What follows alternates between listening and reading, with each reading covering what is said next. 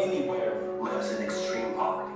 Where no one goes hungry. Where no one wakes in the morning asking if there will be food today. We will live in a world where no child is dying. Diseases we know how to cure, and where proper health care Is a lifelong right for us all. We will live in a world where everyone goes to school and education gives us the knowledge And skills for fulfilling life. We will live in a world where all girls and all women have equal opportunities to thrive And be powerful and safe. we will live in a world Where all people can get clean water. and proper toilets at home, at school, and work. We will live in a world where there is sustainable Energy for everyone. Right? And power for the whole planet. without destroying the planet. We will live in a world where economies prosper and new wealth Meet the essentials. for everyone. And we will live in a world where our industry Our infrastructure for our is innovations. We're not just to make money, but to make all our lives better. We will live in a world where prejudices and extremes of equality Are defeated. Inside our countries, exchange for differences. Where people live in cities and communities that are safe, progressive, and support everyone to be shared. where we replace with We can see planet where we put back what we took out of the earth. We live in a world that is decisively wrong bad for climate change. we protect the life from our oceans and seas. Restore and protect life on land. Forests are also The earth itself. with peace between and inside countries. Where all governments are And ask to us for what they do at home and abroad. and the justice rules. With everyone equal before the law. For all countries, we their people. Work together. Partnerships of what happens.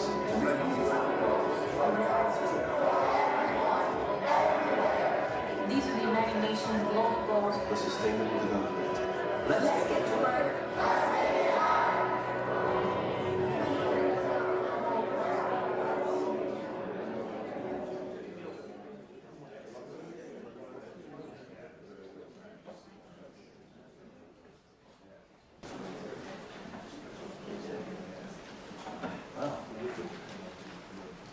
Welcome everyone, thanks very much for coming. A couple of more, I'm Stu Kenzie, I'm the Executive Director of the Global Compact Network UK. A bit more housekeeping to take care of. You may already know this, but the toilets are downstairs back by where the coffee was. No fire alarms planned, and so if the alarm was off, back out the doors, it just came up, and outside, and the meeting point is in the square.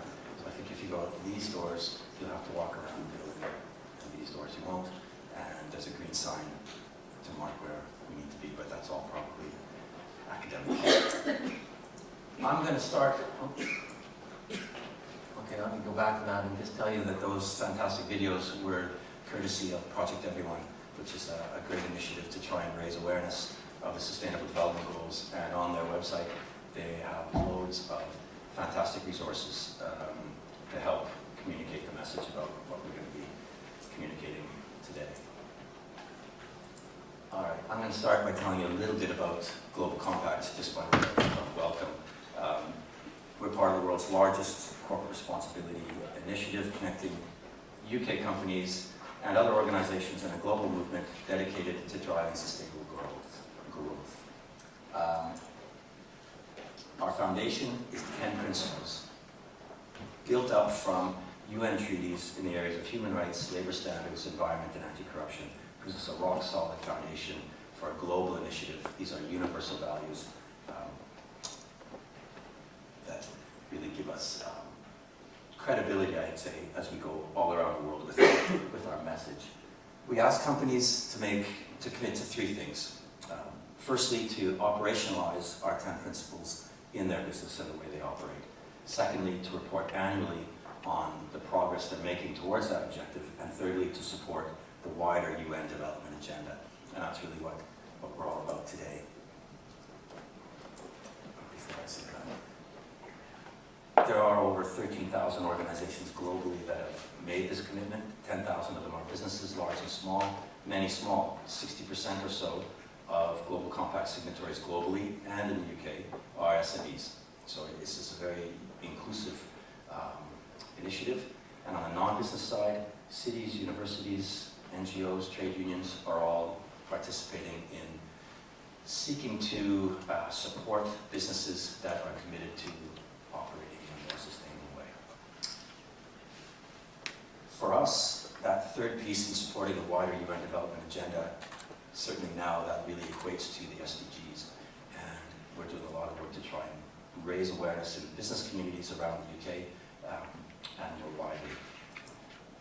This roadshow was catalyzed by seeing the results of a survey conducted by Eurobarometer just over a year ago now, in late 2016. They asked 27,000 Europeans if they had ever heard of the UN Sustainable Development Goals. Over on the left, Finland, fantastic, over 70% of the population had heard of the goals. If you're looking for the UK, shift your eyes rightward, there we are. The very worst in Europe. Only 14% could even say they'd heard of the goals, and even of those, many sort of had heard of them but didn't know what they were. So there's much work to be done. This was sort of end of 2016 that this was done, but I think it's safe to say it's unlikely that our position has shifted much since then, or that we've seen significant growth in awareness of the goals. Certainly people working within sustainability departments in companies may well have, and people working in civil society in the sustainable development space do, but the average person on the street still never heard of them. We haven't seen that really loud leadership from the government, even though it was in the Tory manifesto, it was in the Labour manifesto. We've yet to hear a really senior political leader come out there and say loudly that they're committed to this agenda. They are saying it in private, and we are seeing action more discreetly within the government, and we'll come back to that later. So we decided to launch this roadshow because we wanted to help raise awareness across the country. We visited 11 cities last year, and we're going to visit another 11 this year. This is the first in our autumn series. We're very happy to be here. And coming up will be Liverpool, Birmingham, Bristol, and Manchester. So if you have friends that wanted to come and couldn't, or hopefully you'll think this was worthwhile at the end of the day, and you can help us fill seats at those upcoming events, that would be much appreciated. That's all I have by way of welcome, so I'm happy to pass over now to Terry Hearn, the CEO of the Scottish Environmental.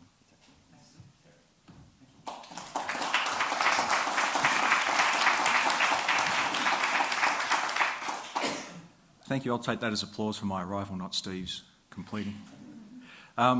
So why is someone from SEPA here talking to you? Well, it could be, this is supposed to be UN stuff, so maybe we've got someone with an accent from the bottom of the planet to show it's truly a global exercise. But in fact, it's about how do we make this real for people? So you've all got busy jobs, you're all here to learn about the SDGs. They mean nothing unless they mean something on the ground.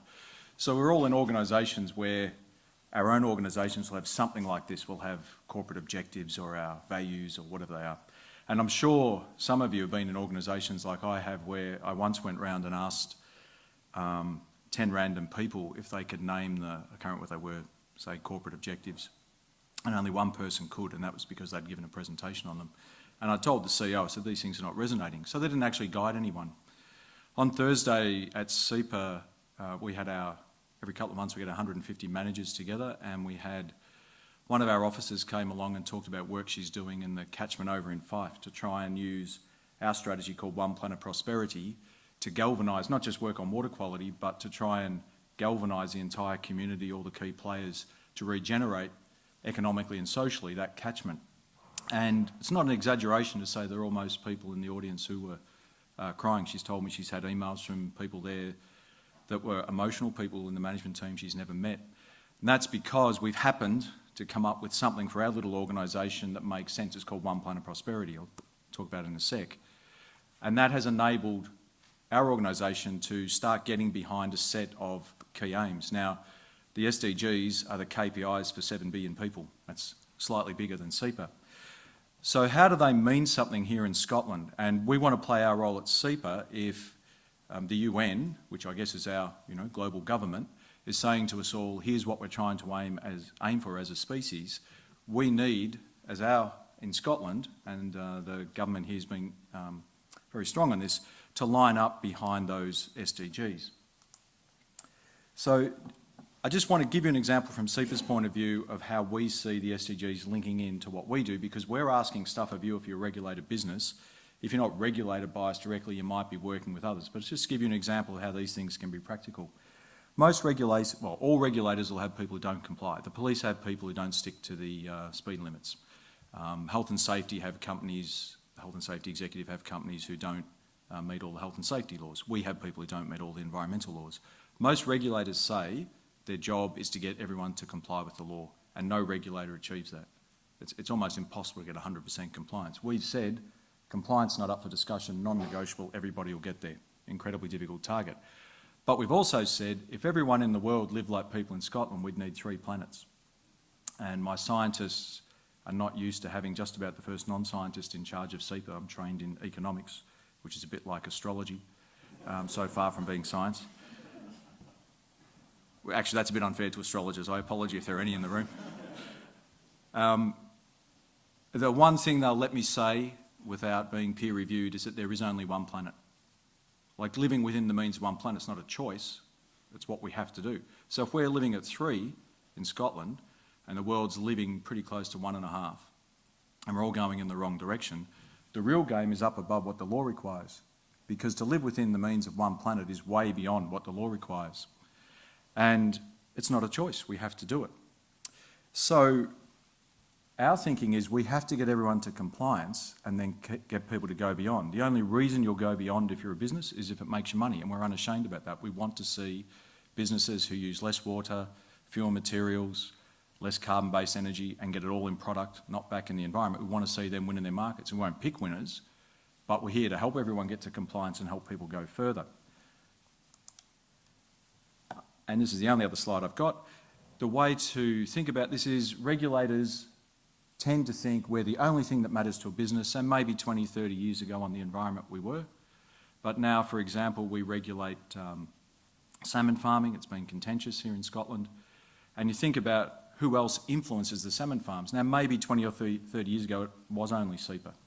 But if you go into the M&S food hall over beyond the train station, you go downstairs, you'll find on the wall all their claims are designed to make you buy more stuff. That's all they're there for. And there's not a single one about price or quality. They're all about environmental and social objectives. No child labour is being used in the production of what you're about to see. On fish farms, or on fish products, it says all the seafood you're about to see has been sustainably harvested. So those businesses, in a sense, regulate the salmon farms. And I spent the weekend dealing with the friends, I better not say who, but the friends of a particular part of the marine coast who were complaining about salmon farming. The people that finance the salmon farms will require things from them. So for us, we need to change who we are as a regulator and work with all those other influences on a business to make it easy for businesses to go back up into that profitability opportunity. Now, when you think about it, if we're going to achieve those SDGs in the world, including here in Scotland, having people partner and work together to achieve these amazing aims is the only way we're going to do it. We won't eliminate poverty because a particular company or a particular government has a great poverty alleviation program. Mike Kelly, you worked on the Living Wage Foundation. That's through amazing partnership work. These amazing aims that the UN has set will only be achieved through partnership. So here in Scotland, if you're working with SEPA, we haven't set this out because of the SDGs, but we will align those with the SDGs. And our philosophy of what you experience practically on the ground when we regulate you should be consistent with the sort of stuff we're about to hear today. That we can only achieve humanity's amazing goals that have been set if we rethink the way we work together and partner and operate with these set of extraordinary aims in mind, and how we unlock the innovation that environmentally can get us from 3 planets to 1, and in terms of all the other things like poverty alleviation, equality, etc., will take the same sort of transformation. So we will continue to play our role as a supporter of Steve and others promoting the SDGs, and encourage you to put the pressure on us to live up to what I've just promised. So thank you, and I hope you enjoy the day. Thank you.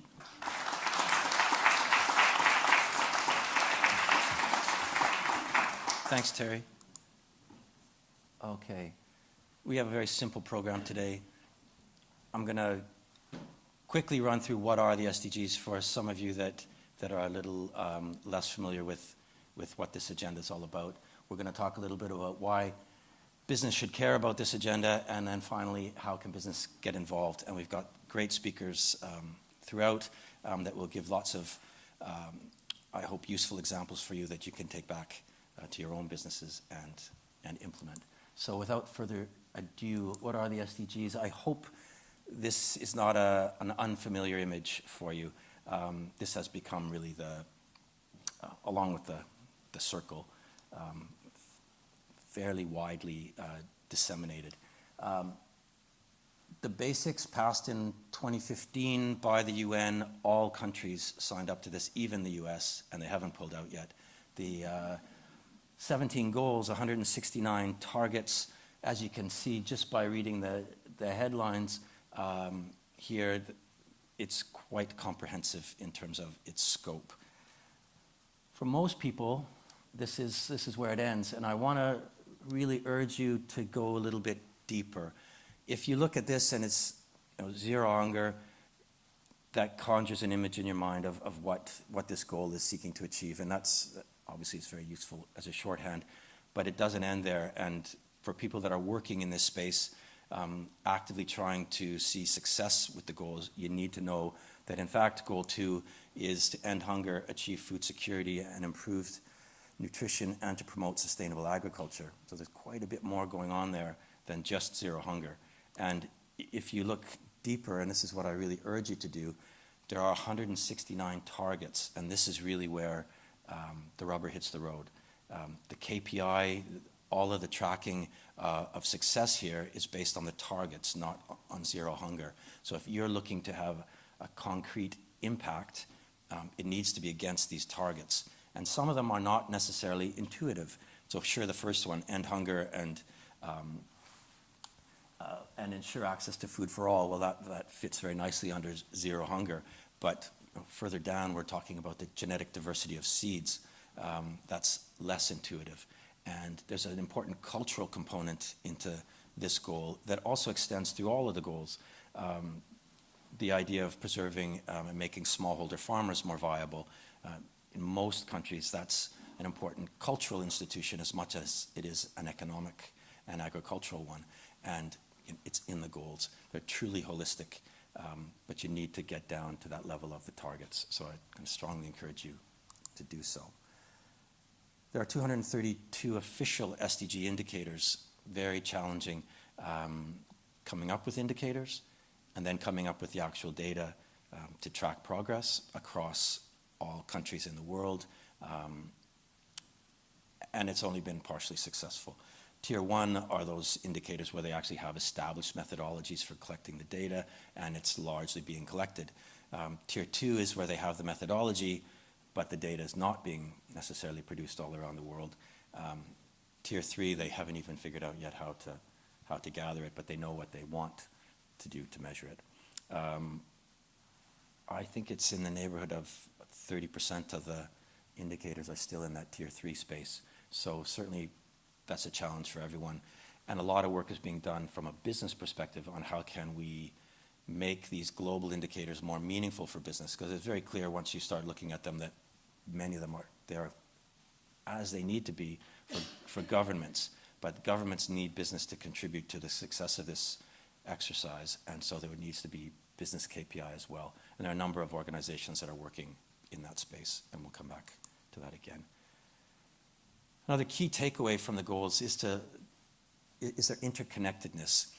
There's sometimes talk in business, usually not in business, but looking at business, accusations of cherry picking. And if a company says we're going to focus in on these 3 goals, there may be a criticism there because you're supposed to be working on all of the goals. And I like to say, if you choose the right 3 goals, you're unavoidably going to be impacting on all of the goals. And just as an example with zero hunger, there are 8 goals that if you are making a positive impact on goal 2, you will naturally be making a positive impact on 8 other goals.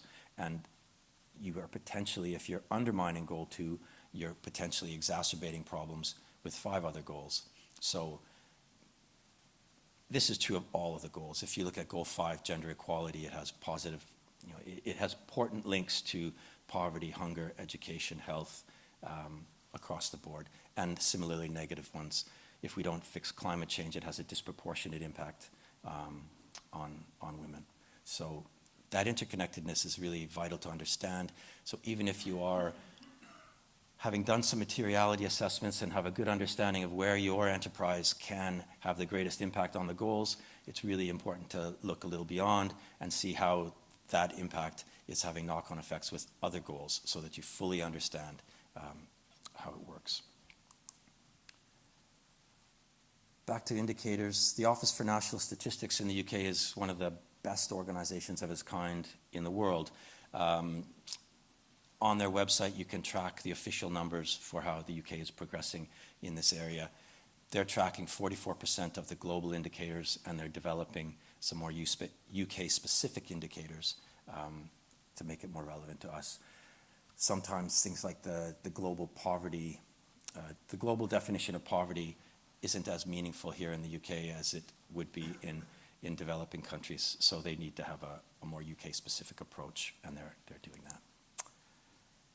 I want to make you aware of, first, the organization UKSSD. I know many of you are already involved with this. That's UK Stakeholders for Sustainable Development.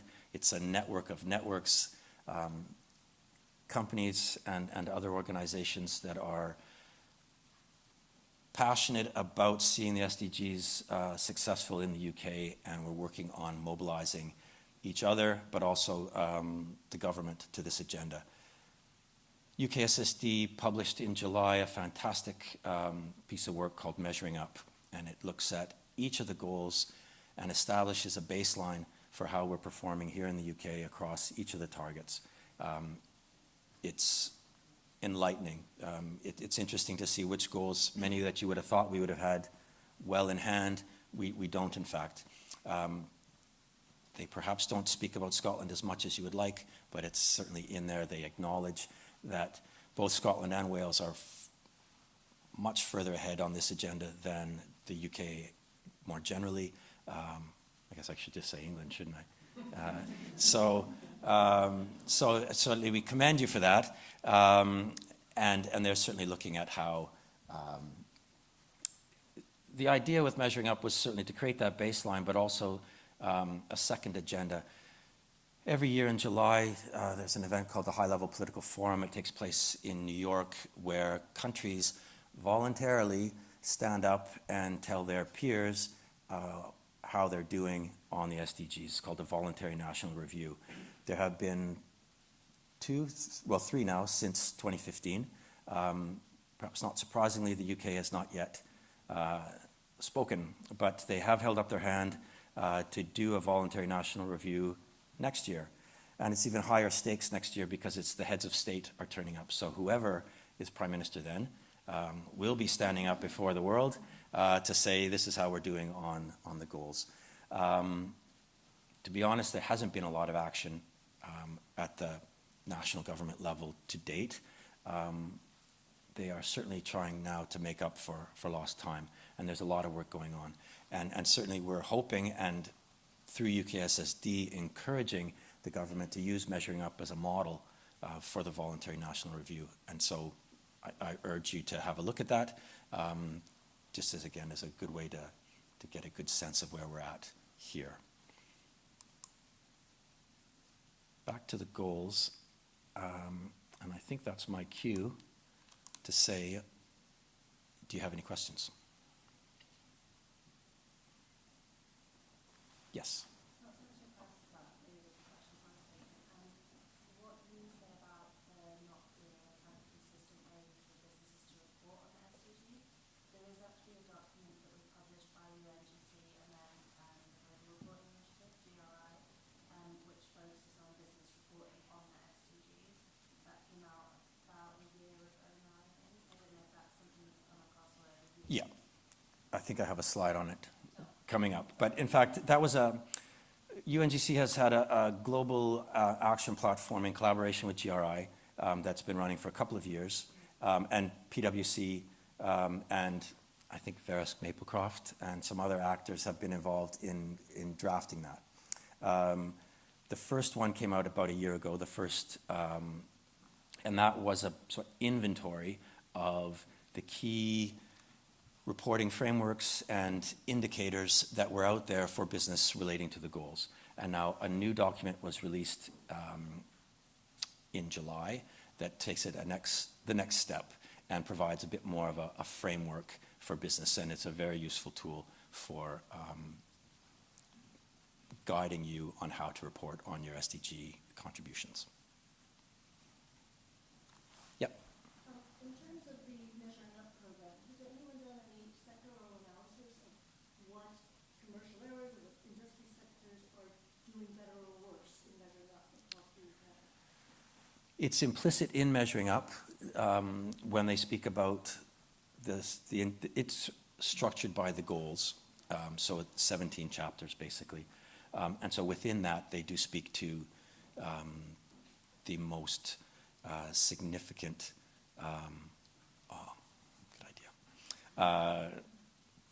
industry sectors around any particular goal. There's some documents that, again, coming up at the end, I have a slide. SDG matrices were publications produced by KPMG and UNGC that do take an industry sector approach. And there are 7 publications, and within each of those, for each sector, and so one is financial services and one was food and agriculture. They go through each of the 17 goals and provide some tools and some examples of good practice in that sector with regards to that specific goal. So not quite what you're saying in terms of any sort of performance monitoring, more as a useful guide for companies in that sector to help get engaged. As yet, this is sort of the next big thing. We need to find ways of getting those sort of sectoral reports on performance and a upward pressure to perform better. Yeah, Fran. Yeah, if anyone's interested, the WBCSD brought out quite an interesting chemical sector report on their approach to the SDGs, and there's some really useful, interesting stuff in there. Similarly, WBCSD, World Business Council for Sustainable Development, they did a survey this summer which is quite revealing on how their member organisations are taking up the SDGs. And to your point, Steve, about targets, only, 4 times as many WBCSD companies are actually working at the goal level than at the target level currently. And those companies are pretty aware, because the WBCSD has been pushing this agenda quite hard. And they make the point, like you do, this is where rubber hits the road, this is where there's the real opportunity space for companies to show they're making impact, really measure their KPIs and align them with what the SDGs are trying to do. So there's a bit of question mark here. What would your advice be to kind of getting people to really engage at the target level? How do we encourage people to delve down and unpick and really look down to what's most relevant for business? Well, we're taking the baby steps, and first even is just making people understand that it doesn't end at that periodic table of 17 goals, but that there is all this depth underneath it that we need to be aware of.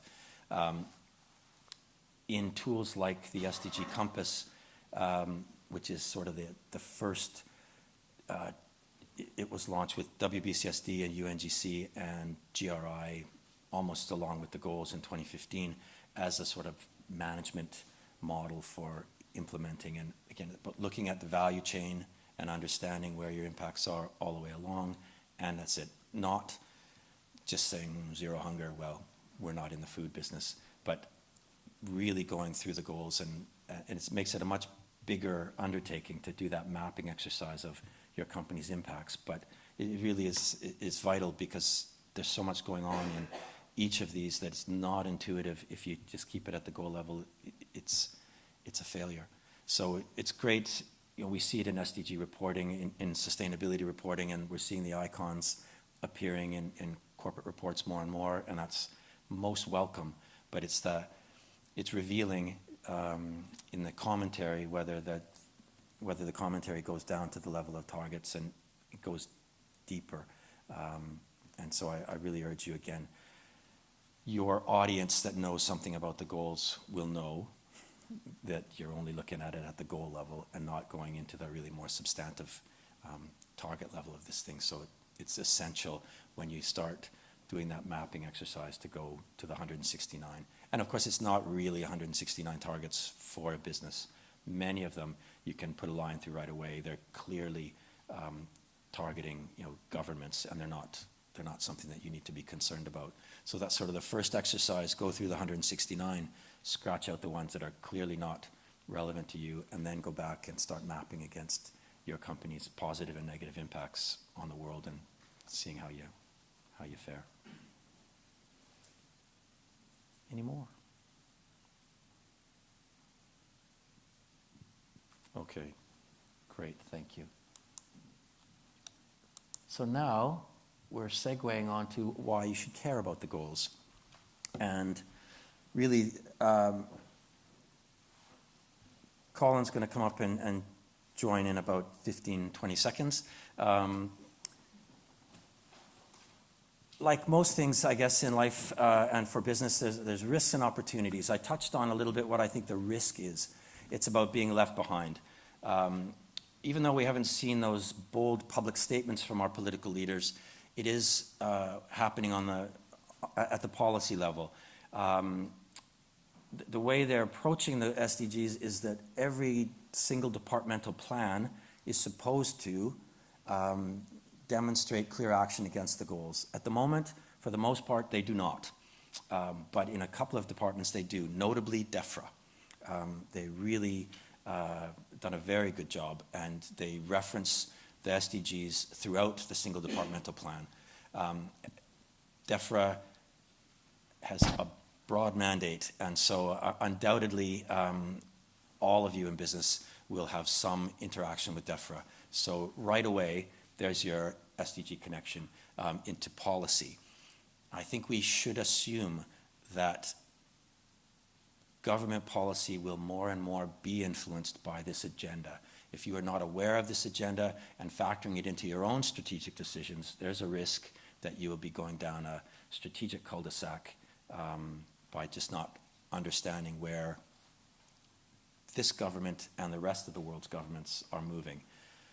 More importantly, well, and then also, of course, many of your peers, as in everything, there are leaders and laggards, and a number of companies have really embraced this agenda.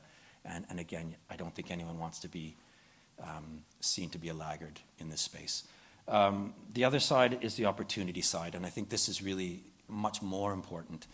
The SDGs represent a transformation, and as part of that, there's always going to be winners and losers, and to be a winner, you need to embrace it and understand it and start looking at your company in terms of SDGs. And is your business model or your products or the way you conduct your business aligned with this agenda? Because if not, then that's a discrepancy that you're going to want to be looking at strategically to take full advantage of these opportunities.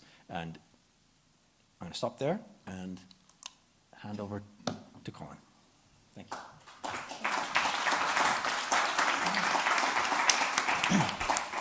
Thank you, Steve. So you've had an Australian accent and a Canadian accent, now you get an English one. We might get around to a Scottish one at some point today, you never know. So I'm Colin Curtis, I'm the Managing Director of TBL Services. We're a small company that does nothing but help businesses understand why and how they should support the Sustainable Development Goals. So we're basically SDG geeks and talk to businesses day in, day out about what they should be doing around this. And I think just to go and talk about why businesses should care about this, it's maybe important to go and set a little bit of context. If we're to achieve the goals, the only way we can do this is if governments and businesses and individuals get involved. And out those three areas, it's probably businesses that have the biggest impact. So they've got the scale, they've got the agility. Without offence to anybody in government, governments are not generally renowned for being agile. All they can generally do is set a framework within which individuals and businesses can act. So without business involvement, the goals will fail. So we really need businesses to get behind this. But why should businesses care about this? And I think, first of all, we need to go and look at what a business actually is. So we talk about why businesses should care as if they're human beings, but they're not. Basically, a business is a legal structure which is manned and womaned by a whole load of people who are all fathers and mothers and daughters and sons and brothers and sisters, and they all care. So if we're going to go and make a difference, it's not about engaging the business, it's about engaging the people within the business. And I find too often that we start off with a whole load of statistics, we talk about all the business case and we go into that very, very quickly, and that is really important, but we need to engage the people first before we do anything else. So this isn't something I saw in Edinburgh. If we think of what people are and what we're driven by emotions and we're driven by logic. I don't know whether any of you have heard of the analogy of the elephant and the rider before, but if you imagine the elephant here, this is our emotions. And it's kind of huge, you know, and it's powerful. And if our emotions want to go and do something, it's quite difficult to stop us doing it. You know, if we want something, we'll find an excuse to go and do it one way or another. The little guy sat on top of that, that's logic. So logic just kind of steers the direction. So our emotions kind of make a decision as to what we want to go and do. Our logic really just confirms it. So if you think about it, when we talk into businesses, we really need to go and understand about how we actually engage the people's emotions, first of all, and then how we go and give them the logic to go and back up the decision. I have not yet met a person who doesn't care about making a better world. Maybe I just met some nice people, I don't know. You know, but generally speaking, everybody, it doesn't matter whether they're a CEO of a huge company or what, they all care about making a better world. It's just about aligning what they do in their day jobs with something they care about and actually helping them understand how to go and do it.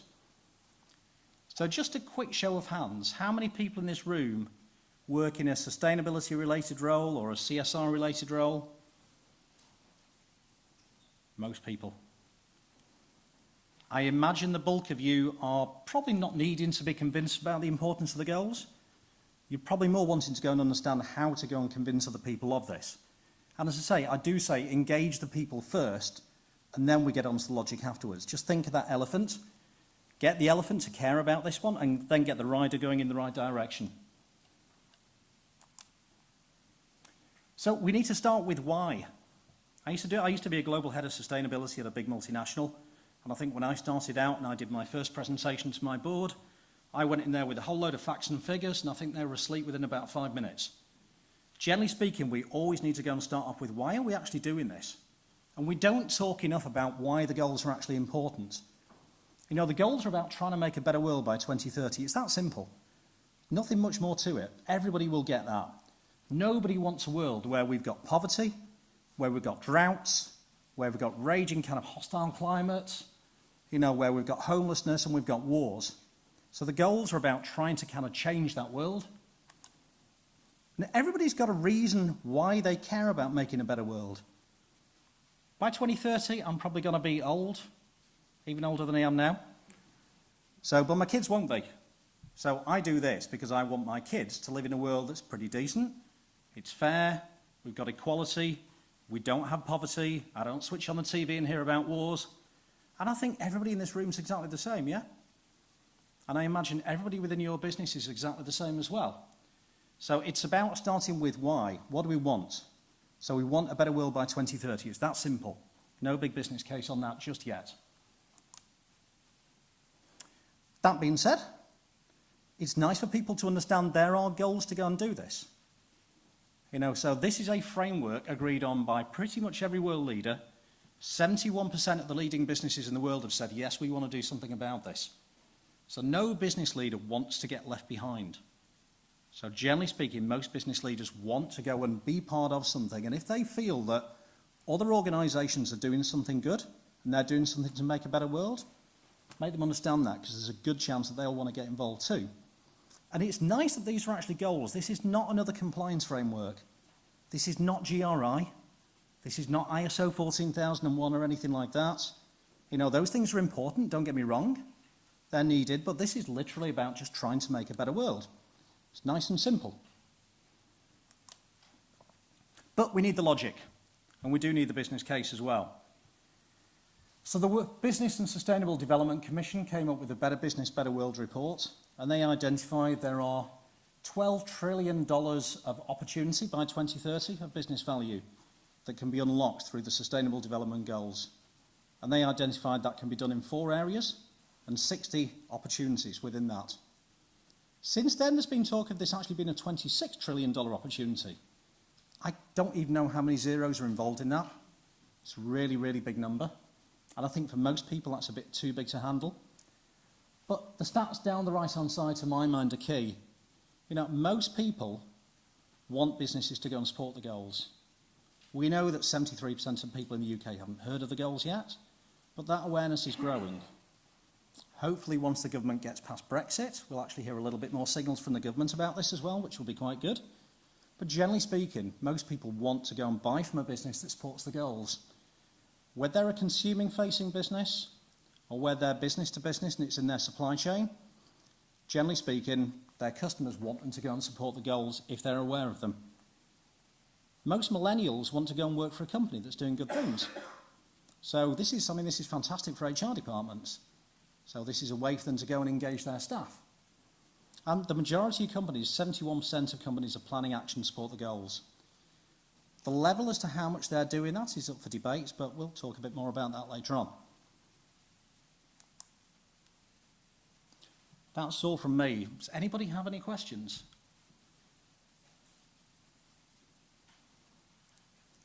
What do you think your biggest challenges are going into companies? What are your biggest challenges?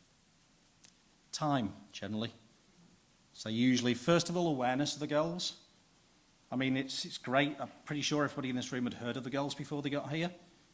But most people you speak to haven't heard of them at all. And even if they have heard of them, they're not too aware of what they are. They maybe think they're down to big businesses. They maybe think they're a developing country thing. But once they've heard of them, it's actually trying to get businesses to go and make time. What tools have been...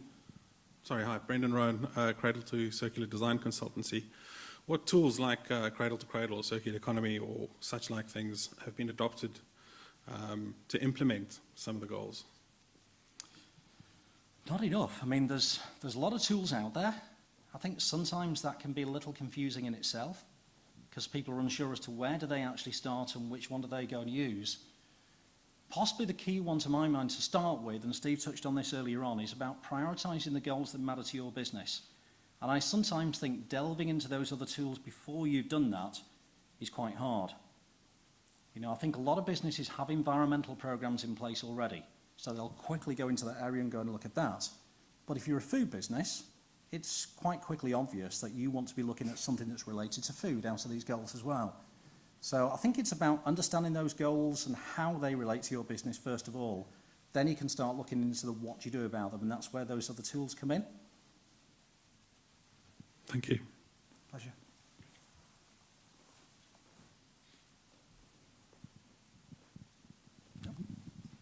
Thank you.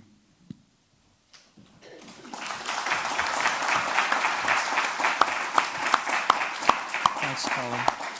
And I'd add to that I think really just as I described the Global Compact as a foundation, the goals can be too. It's such a holistic and comprehensive agenda. Circular economy is addressed in Goal 12, so we don't need to create a new SDGs approach to the circular economy. It takes that in. Really, almost anyone who's working towards sustainability, any aspect of sustainability, can find support through the SDGs, and that's the greatest strength of it, that any organization, no matter how small or large, by aligning with this goal, with this agenda, you're aligning with actors from business, government, and civil society all around the world, pulling in the same direction. So it can be a tremendous convening power. And so if you want to work on circular economy, if you put it out there that you're working on Goal 12 of the Sustainable Development Goals, that's a shorthand that will be understood far and wide. And even somebody that's not working in circular economy but does want to see the success around the SDGs, you start to make new connections. And I think that's really where the strength of it is. And so while there may not be a specific Goal 12 tool out there yet, clearly anyone that's working on circular economy can find a home within the SDGs there. We didn't mention how interested investors are in this agenda, and of course that's something that's getting more and more attention now, and I think that's something that our next speaker will have something to say about. So without any further ado, I would like to invite Sandy McDonald from Standard Life Aberdeen to take over.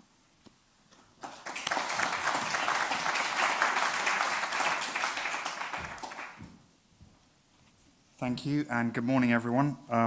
Sorry, Colin built up everybody's hopes for a Scottish accent and listened to me.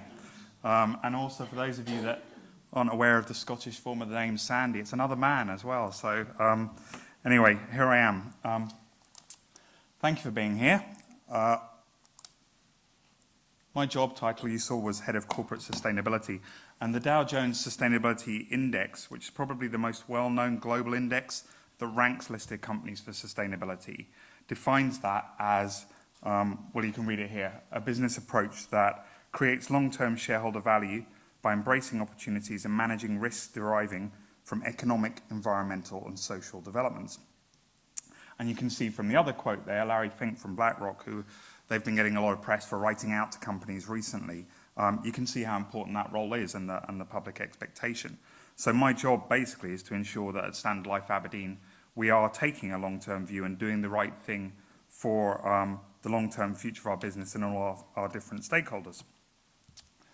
So in terms of the goals obviously set a bold, overarching agenda to end extreme poverty, fight inequality and injustice, combat climate change, and the goals are interconnected, it's already been mentioned, and they represent together a global strategy for sustainable growth that provides business with this long-term direction of travel that UN member states have signed up for. I was interested by Colin's statistic about 71% of companies, because as I understand it, my prep for this, 10,000 odd companies around the world have now pledged in some shape or form to support the goals, but the majority of those have yet to set any specific measurable targets to achieve them, and they're not monitoring progress against them.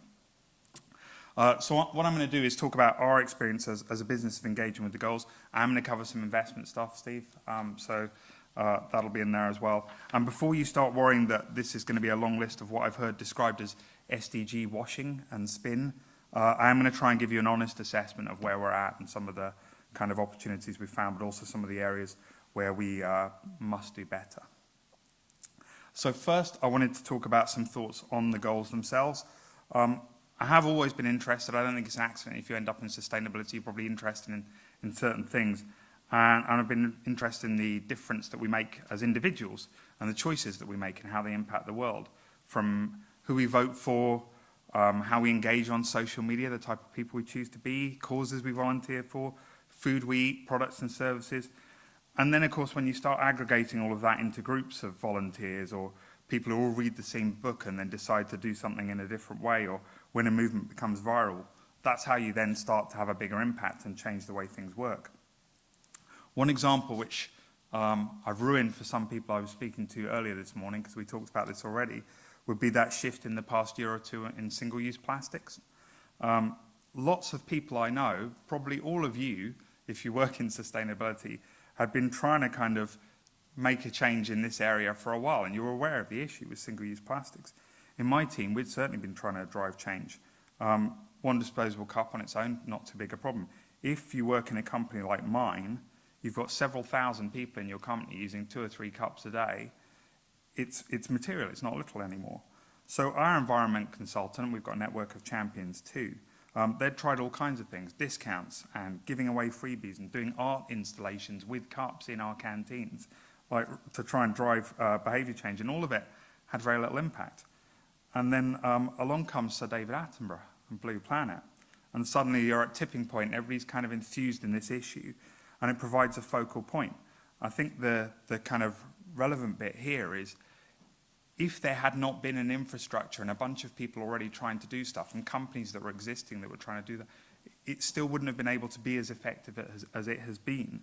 And you can look at the difference since then. So as individuals and doing our work, we can make a difference. Maybe not all as much as Sir David as an individual, but you know, we all do our bit. So then, of course, as companies, with a clear focus, and if we have a handle on our current impact, we can bring our resources to bear to make an even bigger difference. And in collaboration between companies and with other agencies, even more. Maybe even the kind of difference that's required to solve some of the most complex, ambitious, and intimidating global challenges of our time. And that is definitely needed. Again, thinking back to your slides, Colin, and the talk about the heart as well as the head. I had a look at a couple of different UN Twitter feeds at the weekend. So from the UN Refugee Agency, at the end of 2017, there were 68.5 million displaced people in the world, and over half of them were children. That's not great for the future. From the UN Climate Change account, warming of average global temperature caused by climate change is already leading to huge rises in the frequency of extreme weather events. We saw 2 huge weather events on different areas of the world just this weekend. So this growth in political and economic volatility, inequality, climate change, these things aren't unconnected as well, and they can't just be ignored if you are in business. The Sustainable Development Goals offer a common global language and a framework to help coordinate action and to give us the best chance of addressing some of these huge issues. And add to that those goals, the measures listed under each one that Steve already mentioned. You know, and you're starting to get the opportunity to drive consistent collective action that can have that transformative impact. So for those of you who don't know the company I work for, we're a global investment company. We're headquartered here in Scotland. We have this week about 6,000 odd employees. If anybody knows this, it's changed a lot in recent times. 46 locations worldwide. And as reported at our last half-year results, we manage, administer and advise on £610 billion of assets worldwide, which is, I think, you know, maybe not the trillions, but it's a lot of money and a lot of responsibility. And as a financial services company, our impact is not just through our own operations. It's probably more about the impact and influence we have through how we invest that money. And I looked at a few papers preparing for this presentation, and the goals are, I think, widely acknowledged to be of particular interest for investors. A few reasons for that. They serve as a list of the material ESG, environmental, social and governance factors that should be considered as part of any investor's fiduciary duty when looking at investment opportunities. Large institutional investors are commonly thought of as universal owners, so if they are able to boost and encourage sustainable economies and markets and the good health of the economy, that's a good thing. Then there's a future-proofing aspect to these. So a significant proportion of costs for things like environmental damage or social upheaval, they kind of exist outside of a company and out there in the world at the moment. But what happens when regulators get involved is that they force those things onto companies' balance sheets. And we've seen that in recent times where you're kind of you're made to report against things, and it can have a big impact on how companies are perceived. So the uncertainty of the timing and when that's going to happen and how it's going to happen is an investment risk. It's a good way as an investor to look at things like that and think future-proof. And finally, I think the goals give a common language with which to shape and articulate your investment strategies to other people, because they're this common language that all around the world we can talk in terms of these goals here, or those goals there. So if you do represent a listed company here, you can be sure there is a potential economic benefit in being able to articulate your impact in relation to the goals. At our company, we define our purpose as being to invest for a better future. We do that to make a difference to the lives of our clients and customers. Our primary responsibility is it's not our money, it's people have given it to us and expect us to look after it for them with a particular objective in mind, our people and our shareholders. If you think back to that description I gave of the world today from the UN Twitter accounts.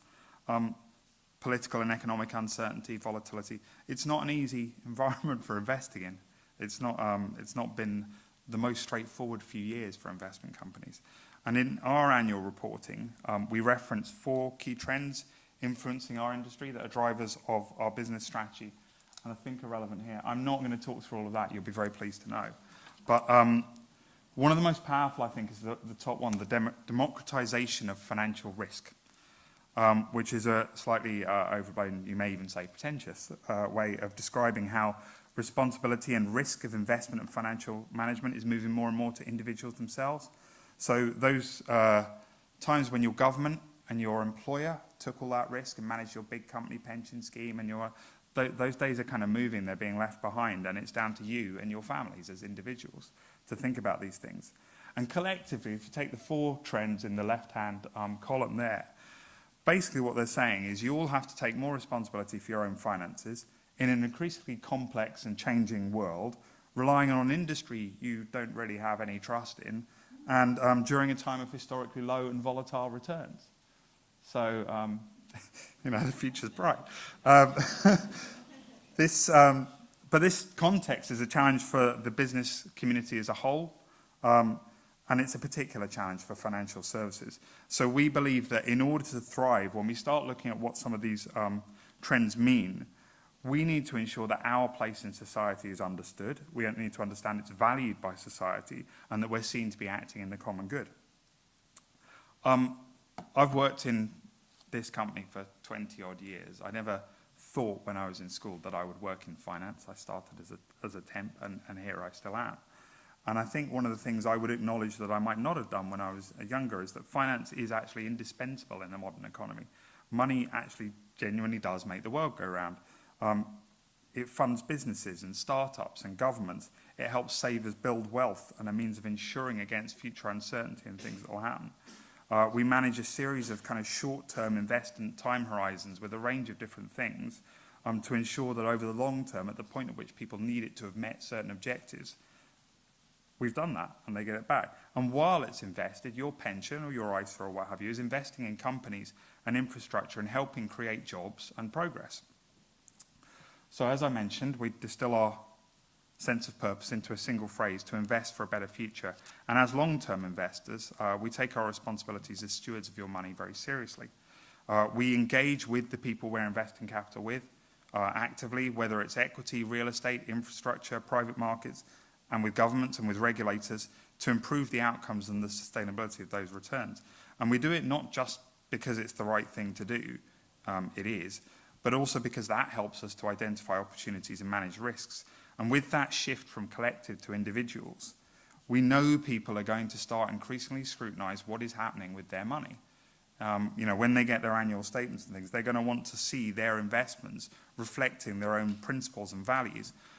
We're seeing this already. We did a piece of research a couple of years ago now called The Rise of the Millennials.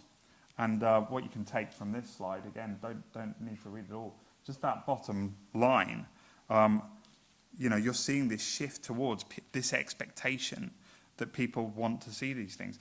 And with a low return, low inflation environment, it's one of the differentiators. You're also seeing the growth of organisations like Share Action, who represent a whole body of collective savers, and they turn up at AGMs and tell you you should be paying the living wage or you should be doing various other things. So investment strategies that reflect those concerns about issues like fair employment, inequality, sustainability can direct capital in a way that achieves a social benefit as well as a capital return. And what we're seeing increasingly is the evolution of a range of impact investing strategies. I am hoping I'll be able to show this video, but I don't know what's required to click on the link. Can anybody click on a link for me? Oh, there we go.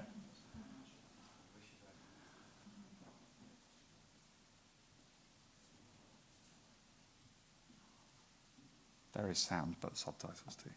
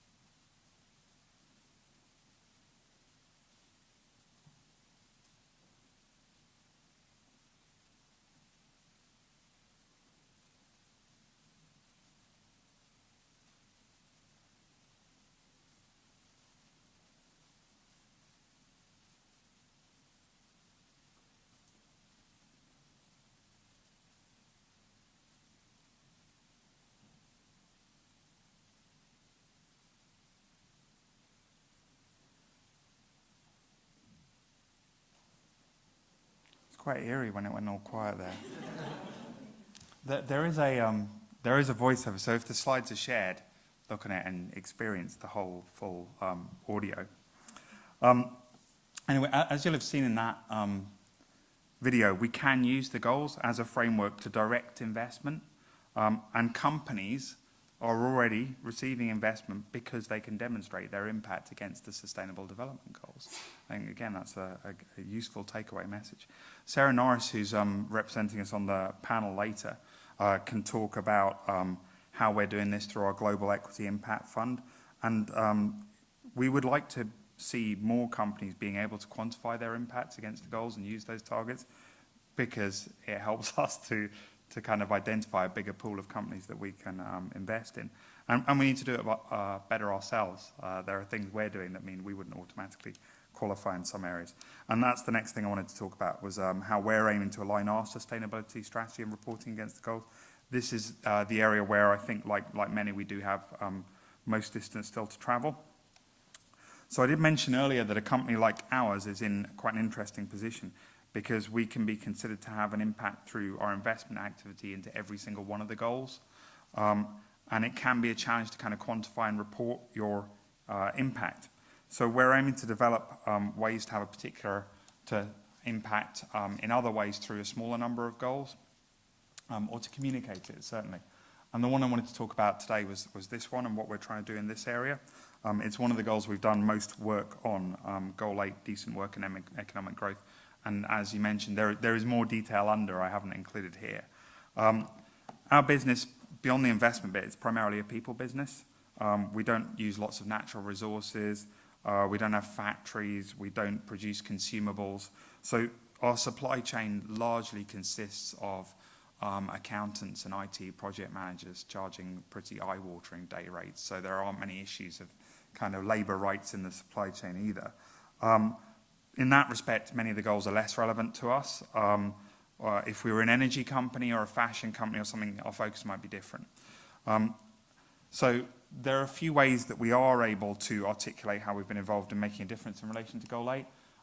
This is what we've done as an employer, and also through philanthropy and partnerships with different people under the banner of the Road to Better Futures.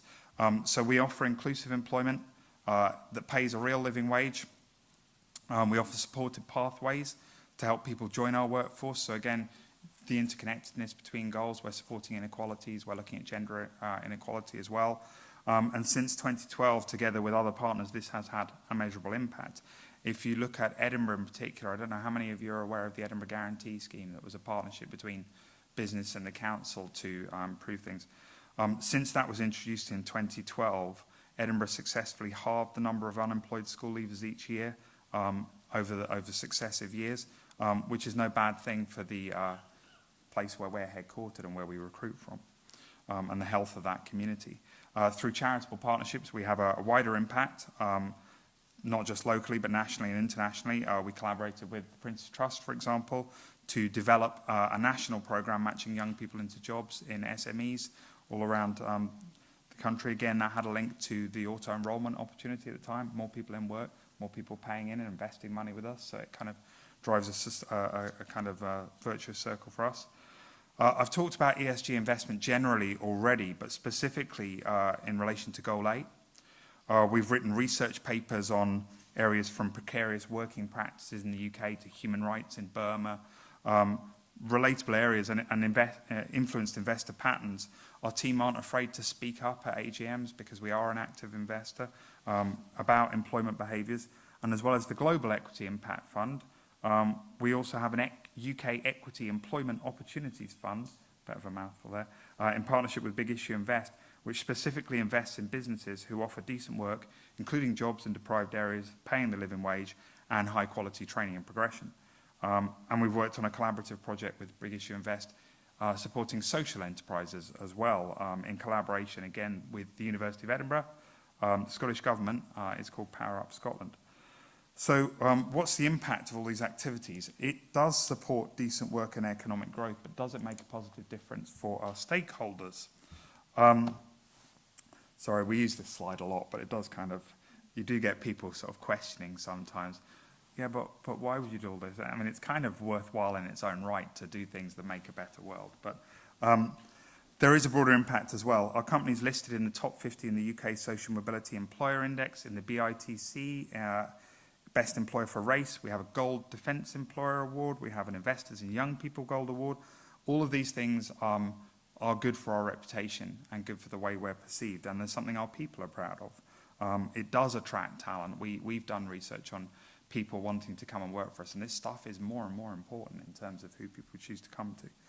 In our last employee engagement survey, the most improved scores were for colleague views on us being a responsible business and respect for diversity. So, you know, again, it's having an impact on how engaged your employees are. And we know from employee data that our company is genuinely becoming more inclusive and representative of different demographics. At entry levels, at least, we have a lot of work to do on the more senior levels, and that's taking time. Just to kind of get that one out the way. In terms of external perception, we're listed as a leading company in indexes like the Dow Jones Sustainability Index and FTSE for Good, which influence how we're perceived by investors as well, and analysts who share our values.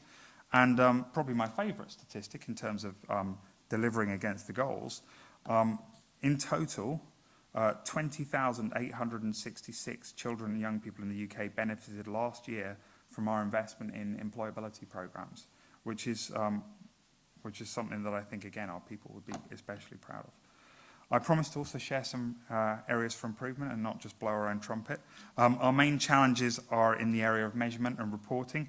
We struggle to really measure the social impact of our core business operations. So that investment effect I mentioned, it's quite difficult to measure the difference that we make, except in terms of things like investment performance, client return. We currently communicate our alignment with the goals at the top level, and we specify particular goals and what we're doing against them.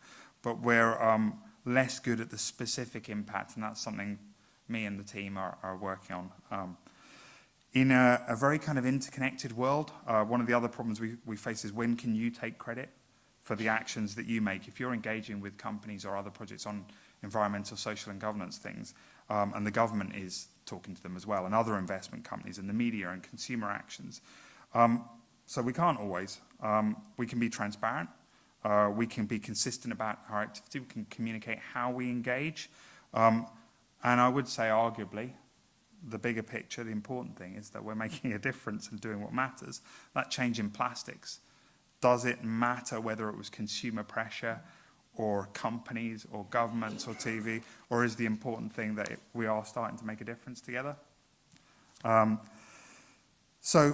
also, I guess to be a bit more hopeful, when I came into this job about 5 years ago, the one I'm in now, we were reporting in our sustainability report operational environment emissions and the amount of charitable giving the amount of money we were handing out.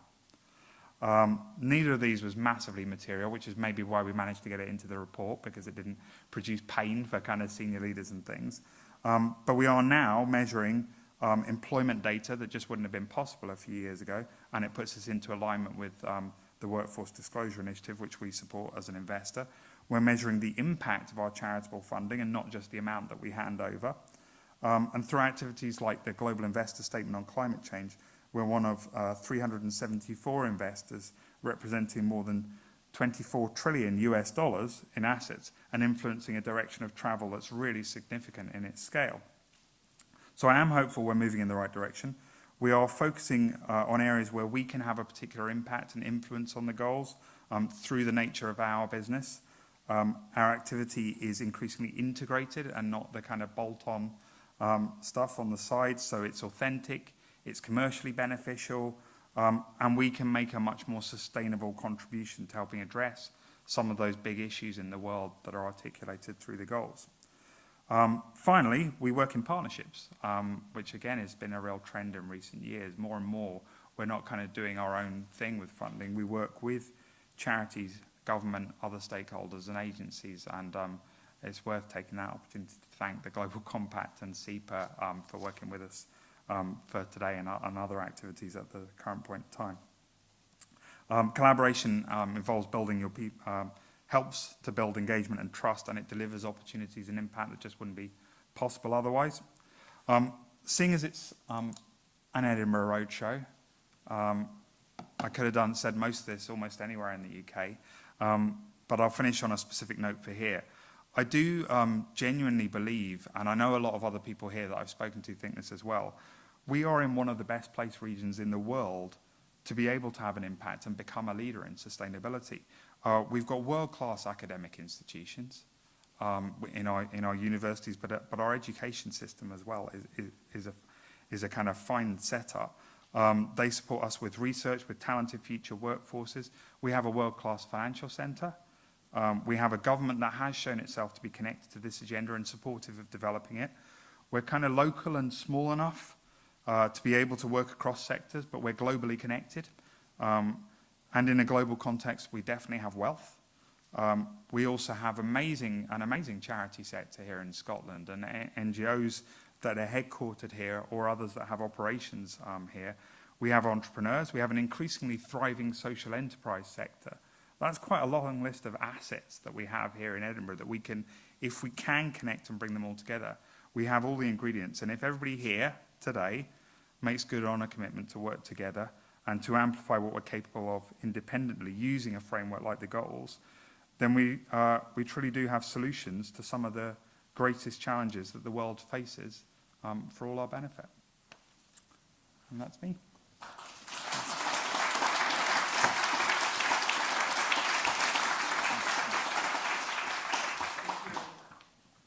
Oh, questions? Yes. Of course, yeah. I was so, I'm done. But I'm very happy to take any questions. Yep. So I think it's quite interesting listening to the presentation from an investor point of view. How would you really look at, so in the previous presentation we also heard about the wealth which is hidden behind investing in these various goals and taking the initiatives. When you look at it from an investor perspective, do you try and connect those dots and say, if you invest in these various areas, that's the benefit or the return on investment on ESG aspects? Because there are loads of different indices there, who are giving different pictures of how certain organizations are doing better than the others. You mean the different kind of sustainability indexes? Yeah, and the things like DJSI and CDP. Yeah. But how do you actually drive that picture from an investment perspective of what is the opportunity behind investing in these? Because that's the bigger picture, which is probably not as clear, probably not evident. So how from an investment perspective, how do you drive those dots? Okay. Is Sarah here, by the way? Sarah Norris, is she here yet? No. Okay. Only because, well, that means I can give my answer and she won't critique me on it. We take part in all those indexes as well, and we do have that data available as an investor, and you're right, there can sometimes be differences between them because of the different ways that the indexes take part. So what you tend to do is you have a particular desk for a particular asset class. So you'll have an equity manager and have whatever else. We have both in our company a kind of overall ESG desk that looks at broad themes and particular sectors and provides and looks at research for those equity teams that might be looking at a particular sector. But then on the desk, you also have people that are looking at specific company level. And so when they look at those indexes or MSCI data or Bloomberg data, they're getting a real handle on that company. So that's your general ESG investment, where you're trying to look and identify whether a company is aware of the most material risks and opportunities that it is facing, whether it's actually taken action against them, and kind of that will feed into every kind of broad investment. When you look at the impact investing one, there's a slide that I could have included and chose not to, and I wish I had now, which is part of the same pack as that one. So the impact investing fund has looked at 8 specific impact pillars from these 3 challenges. And then it looks at 3 levels, and I'm going to try and get these right. So there's an intent, and then there's a kind of structure to deliver something, and then there's an impact. But if you take financial inclusion, for example, there are examples within that portfolio of particular companies who can demonstrate their growth as and a company that is therefore worthy of investment through how many people they were bringing into financial services in some of the most populous countries in the world. So India is a very good example of there's some financial institutions in there that are bringing lots more people in, so you can measure the social impact and also a financial return. And the point is not actually to just do one or the other. If you want purely to have a social benefit, then you probably want to go for charities. The idea is to build a bigger kind of pool of people. But the impact fund, it goes down into quite a level of specific areas where they're saying, you know, have you identified a specific market opportunity? Are you placed from that? Are you benefiting both commercially and in terms of the impact? Does that kind of broadly answer the question? But they look at the individual company. Yeah.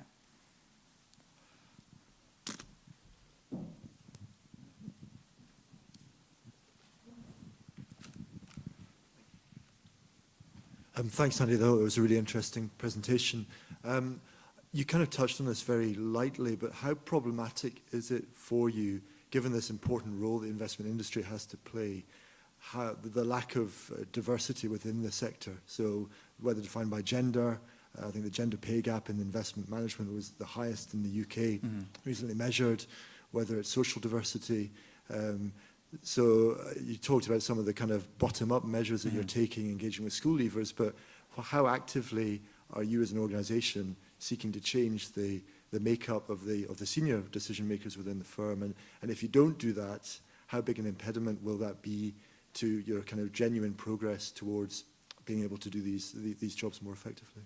I think, well, hugely active. It is one of the 4 priorities for the company at the moment, is to make it more inclusive. And I think there are a few reasons for that, not least because other investors will look at us and say exactly what you did, that it's not good enough right now. And you're right, the industry at the moment is characterised by, well, I'm probably not a bad example actually, public school educated white men, and it means that you have I think a lot of people would say that has manifested in some of the lack of kind of diverse thinking within the sector as a whole. And we also find it's a what's the word? It holds us back in making the other change, because what happens is if you bring people in at the bottom level, they will stay for a while, but then they will find the culture is just not very appealing for them. So there's a quote, actually, I think it's Ban Ki-moon, which is appropriate for a UN Global Compact.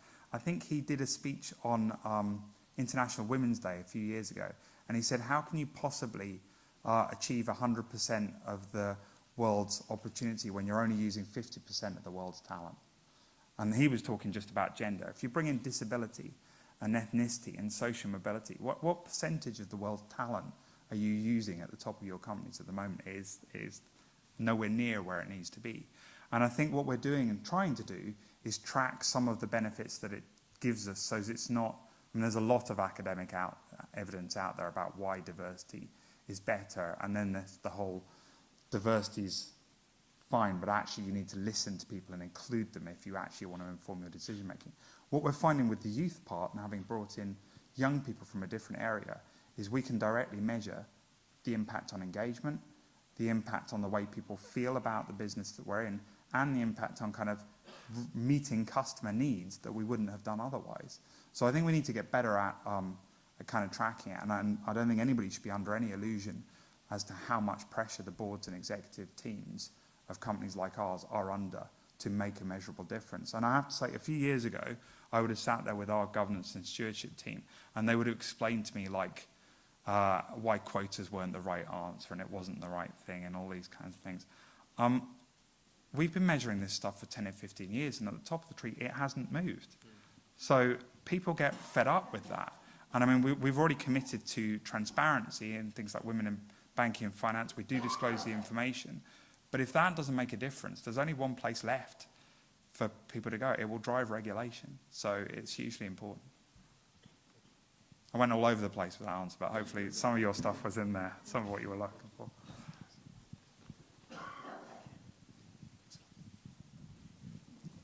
Sorry, me again.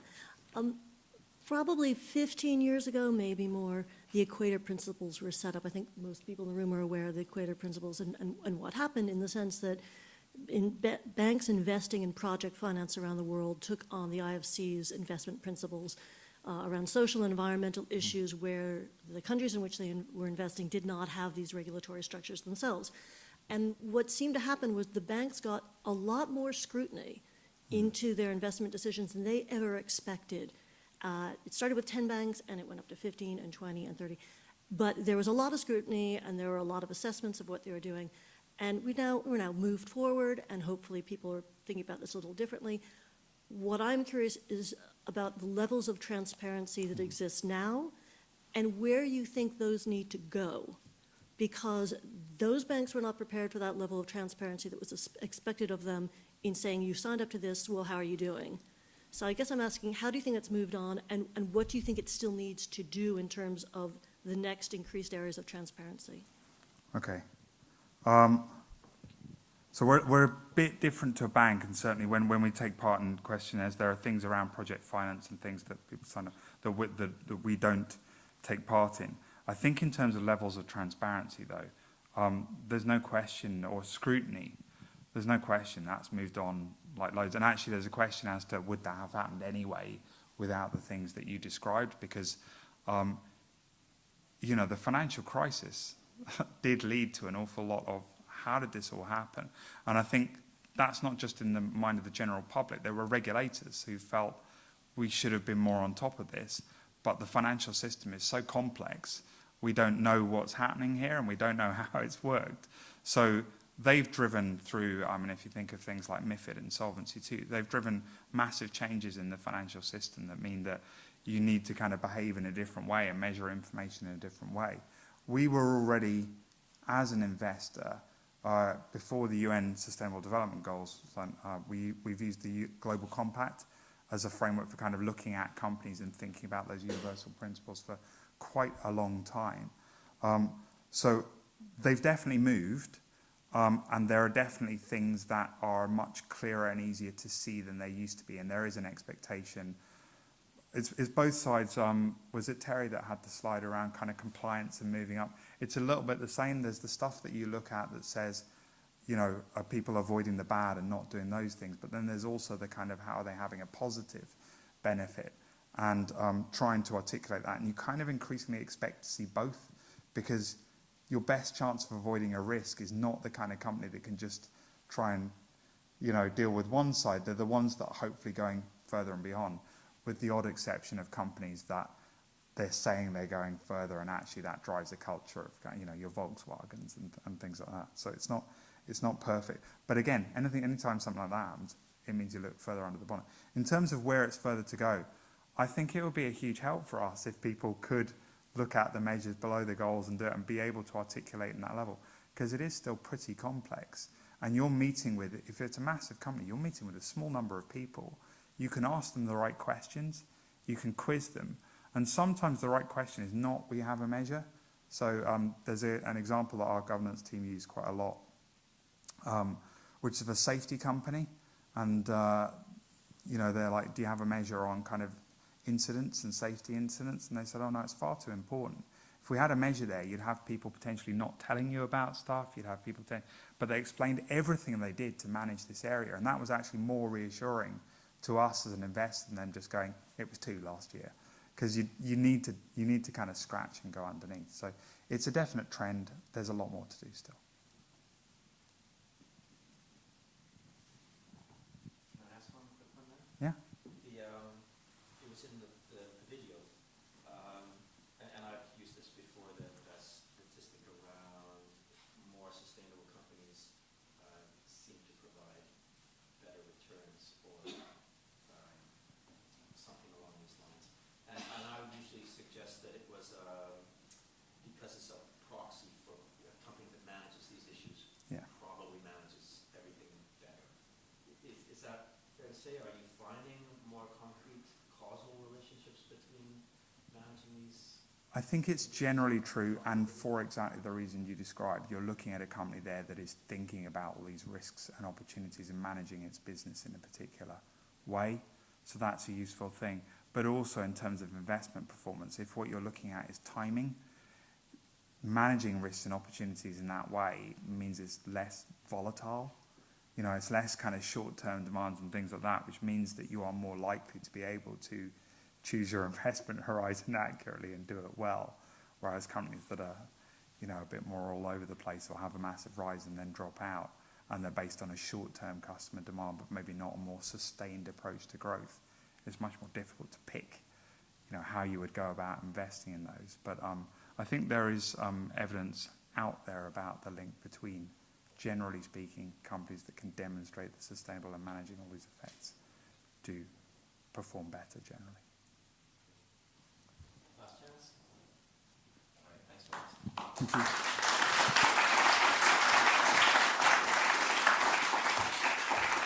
There were just a couple of other points that came to mind. One around transparency.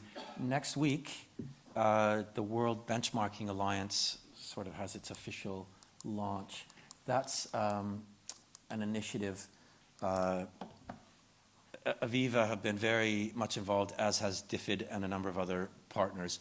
The idea basically was to identify key metrics across the 17 goals that could be applied globally to all companies, and then expect them to actually report on those. The target audience being primarily investors, to give them some capacity to benchmark companies against one another on key indicators of the goals. So that's something that to watch for. It will undoubtedly be interesting to see how they've cracked the methodology and what these indicators are. So I think it's next Monday is the launch event. The plug for Global Compact, Sandy, we have a Sustainable Development Goals reporting working group that we convene. We have a few different working groups. Another one that might be of interest is a diversity and inclusion working group, and we convene our own diverse group of 20 or so companies that are members of the Global Compact Network to have a chat with an expert on the subject area, and then to learn from each other, basically. It's very much a peer learning exercise. And when we're in something like reporting on the SDGs, that's really uncharted territory, oftentimes learning from each other or learning from peers from different sectors can be a really valuable exercise. Certainly we think that it is. Okay, before we run off to the break, we have something for you to do during the break. It's called dot voting.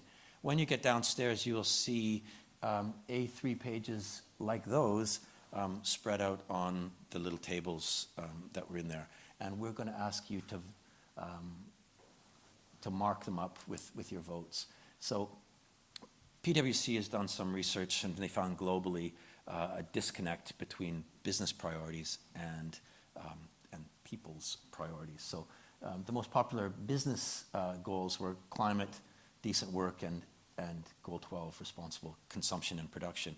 But when you ask the people what are most important, you get zero hunger, no poverty, and good health. So there's clearly, not entirely surprising the goals are meant to be government-led. But clearly, I think there does need to be, if we're going to get the full benefit, the business benefits of this engagement, good to keep an eye on what the people want. The least popular with business, there's a concern. Something for you to be aware of, and perhaps inform your voting when we get downstairs. It's not really any different in the UK. This admittedly is a very small sample size, so we can't read too much into it. But nonetheless, the business goals, not surprising that gender equality is a little higher up the agenda here. Least popular, similar. Ironic that 16 is there because, in fact, the UK was the key driver behind getting Goal 16 into the mix in the first place, and now here we're seeing a business engaging it less. But we're working on that. We do some stuff here at the UK level, and our colleagues in New York are just about to launch another one of these global action platforms relating to Goal 16. It's going to launch next week, also during the UN General Assembly week. So there is more activity building to clarify how business can contribute in that area. Most popular with the citizens, pretty much the same as globally. And what we're doing on worst, largely those environmental ones and environment. So the questions we have for you, font problem. Well, when you get downstairs, there will be the posters, and there will be little black and white dots. We would ask you to put a white dot on the goal that you think the government in Scotland should prioritize. Where do you think they should be focusing their attentions most? We're not really enforcing too strictly, so if you can't decide and you want to put 2 or even 3 dots down, you feel free to do so. And then black dots for where you think the private sector should be prioritizing. We're doing this every stop along the route, and hopefully we'll have a larger sample size than PwC, and we'll be able to get a picture of where each city is prioritizing things, as well as we'll aggregate that and we'll get another look. So you're going to have to remember this when you get downstairs. So the white hats is the public sector, the black hats is the private sector. Sorry to stereotype. And yeah, all 17 goals will be spread out. So if you don't see the one you want, just keep looking, you'll find it. We were doing pretty well at time, but now I think we're not. Right?